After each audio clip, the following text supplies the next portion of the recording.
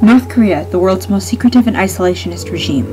This small nation is currently entirely sustained on international aid. This repressive regime holds captive a population deprived of human rights, subject to vast tools of propaganda, and threats of incarceration. North Korea continues to threaten South Korea with an expanding military and advancing nuclear program. North Korea as a country is not sustainable, and finding a solution to sustain this isolationist regime is of high priority. The mistreatment of the North Korean people and their militaristic and nuclear programs all remain major threats on a global scale. In order to ensure the stabilization of the Korean Peninsula, these threats must be eliminated.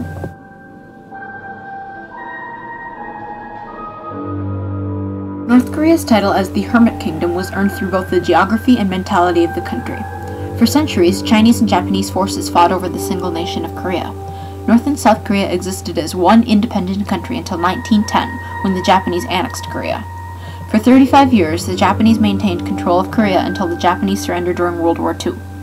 Without Japanese control, the peninsula was divided into halves along the 38th parallel. The Soviet Union received the half of the country north of the 38th parallel, while the U.S. took control of the south. The Soviet Union, being a communist state, established a communist regime in North Korea, led by trained politician and military strategist Kim Il-sung. Known as the Great Leader to his people, Kim Il-sung led the nation from the late 1930s, while the U.S. established a democracy in the south.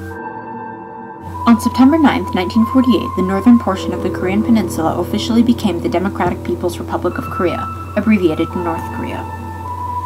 The newly proclaimed leader, Kim Il-sung, first demonstrated his authority soon after the establishment of the communist regime when he, backed by the Soviets and the Chinese, led his country in the Korean War.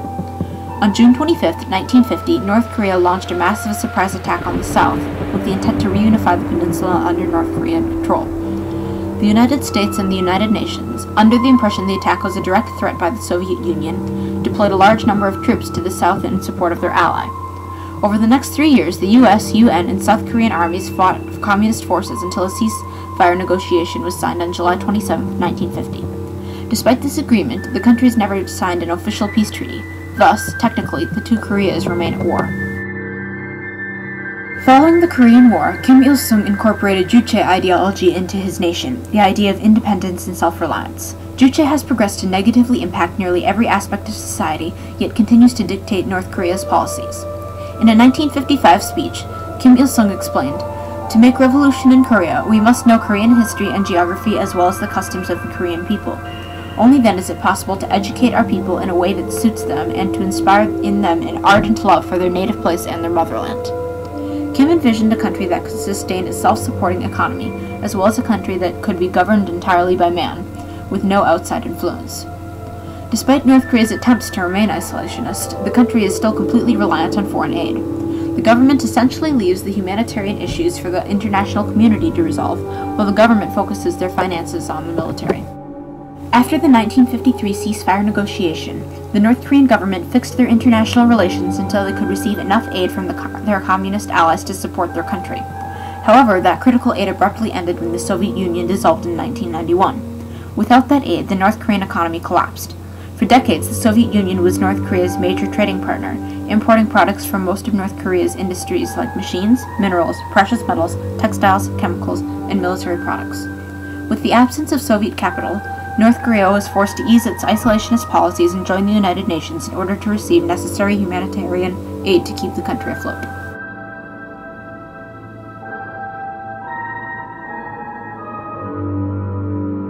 North Korea faces many internal problems as a result of its strict regime.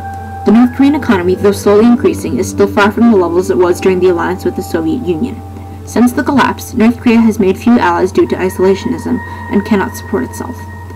The North Korean GDP per capita is currently $1,800 per year. By this statistic, the average North Korean citizen makes less than 4% of the income of the average U.S. citizen.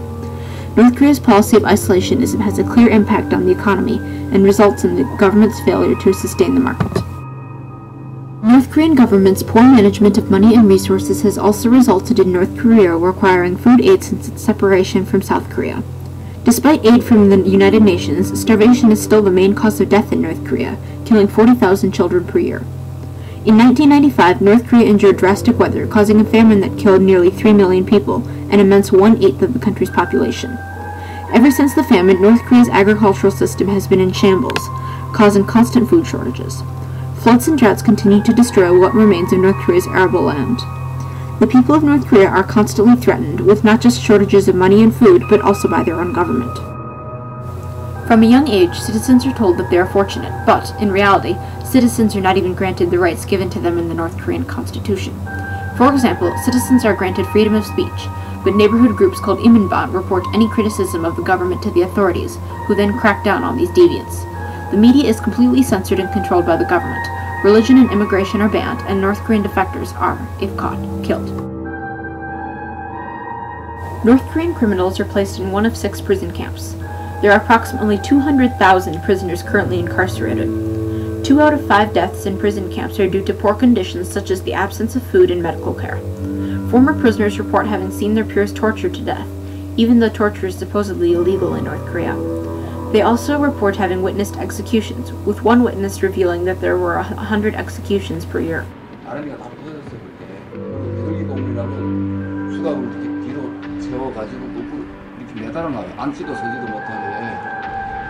그게 1시간도 아니고 이틀 3일 연속적으로 이렇게 매달려오면서. In addition to the strictly controlled social and political positions of citizens, North Korean culture also revolves around limitations by the government. North Korea's culture is so controlled that citizens cannot choose the way they want to live. One significant part of North Korean culture is the cult of personality surrounding Kim Il-sung, the country's founder. Also known as the Great Leader, Kim Il-sung is worshipped as a god in human form. Statues of the Great Leader are scattered throughout the country, and the only pictures allowed on North Korean walls are of him and his son, Kim Jong-il. North Korean citizens worship Kim Il-sung, the man who caused their famines, poverty, and lack of rights. North Korea also raises serious threats on a global scale. North Korea's military continues to expand at the citizens' expense. The military-first policy, referred to as Songun, is the stratagem that puts the military before the people. In doing this, North Korea has been able to create a military stronghold, a direct threat to the South. North Korea currently maintains the world's 5th largest standing military, containing approximately 1.2 million soldiers. All of the money going to the military is being taken from the reserve of money the citizens require for food, meaning the military is also threatening the people of North Korea. Existing alongside the military threat is the nuclear threat. North Korea's attempt to obtain nuclear weapons began during the Cold War. They have pressured their allies for nuclear technology for decades, but failed to construct effective missiles. The U.S. CIA first acquired knowledge of North Korea's nuclear program in 1980, when satellite imagery revealed a nuclear facility located in North Korea. In 1986, North Korea managed to produce plutonium, a key component for developing nuclear weapons. Since North Korea's withdrawal from the Nuclear Non-Proliferation Treaty in 1994, they have remained a constant nuclear threat. Test firing of missiles has frequently forced the U.S. and other countries to tighten the pressure on North Korea. The dismantlement of North Korea's nuclear program remains a primary objective of the international community and a key component to the stabilization of the peninsula.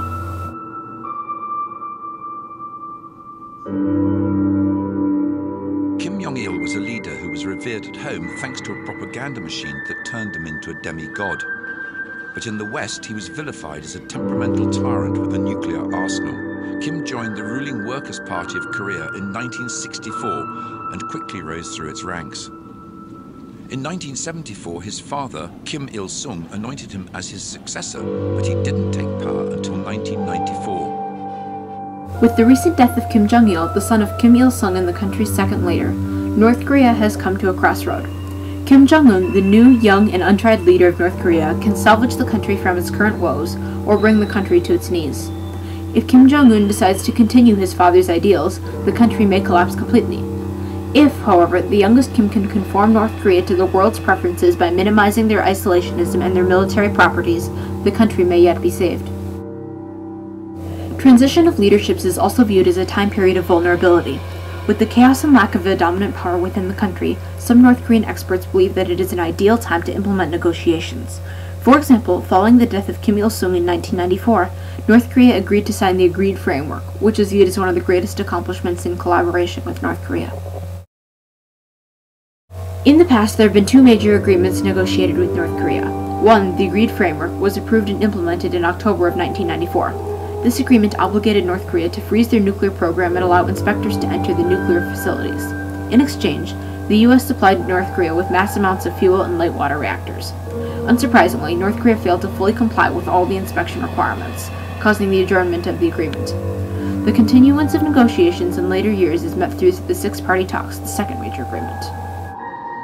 The six-party talks are current negotiations held between North Korea and 5 other participants: South Korea, the US, Russia, China, and Japan. These 5 countries all share similar objectives: the dismantlement of the nuclear program and the weakening of North Korea's isolationist barriers. The opposition, North Korea, seeks 3 things: economic benefits, energy, and security. The regime's long-lasting isolationism has placed them in a position of insecurity, so addressing and putting an end to this sense of insecurity is a primary objective. Although the six-party talks have not experienced any drastic progression, the rest of the world is more likely to reach agreeable terms with North Korea during this transition of leadership.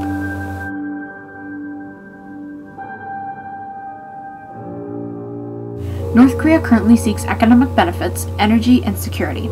These 3 items can be provided in exchange for the lowering of isolationist militaristic policies, so that the people of North Korea can be assisted. The international community needs to consistently negotiate with North Korea in order to understand and work toward resolving humanitarian issues. North Korea is in dire need of economic benefits. There are an estimated 6.2 million North Koreans who do not receive enough aid for everyday needs. Aid is needed for medical supplies, food, and other basic needs. The ability to provide energy to North Korea is the international community's main bargaining chip. Through new and efficient forms of energy production, North Korea will be able to supply a better lifestyle to their people and generate more power for business throughout the country. As outlined in the six-party talks, the international community could fund the construction of hydroelectric dams to power the country. The average cost of managing a hydroelectric dam is less than 1 cent per day. However, hydroelectric dams can cost billions to construct. If the international community provides funds for the construction of the dam, North Korea could easily manage the cost of maintenance.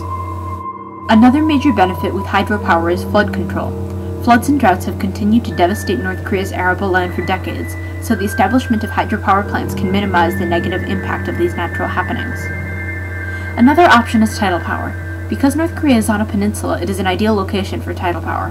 While tidal power plants are inexpensive to construct against the amount of power they generate, maintaining them is more costly than hydro-powered electricity, which is why hydroelectricity remains the primary option.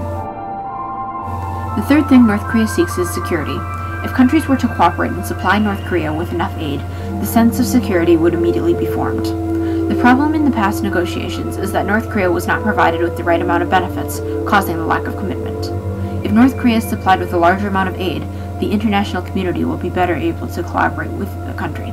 These terms can be delivered to North Korea through the six-party talks. If North Korea considers this proposal containing an increased amount of benefits, the international community can ensure North Korea will use the opportunity to secure their nation. With the newly dismantled nuclear program and the weakening of North Korea's seclusion, one of the world's greatest threats to peace will be eliminated. On a national level, the U.S. is responsible for taking a leading role in negotiations.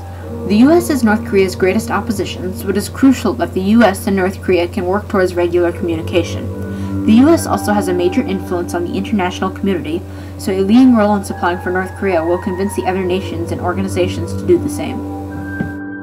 North Korea will not succeed in trying to intimidate the international community. Within the U.S., the only approach the U.S. government can take towards helping North Korea is to increase awareness.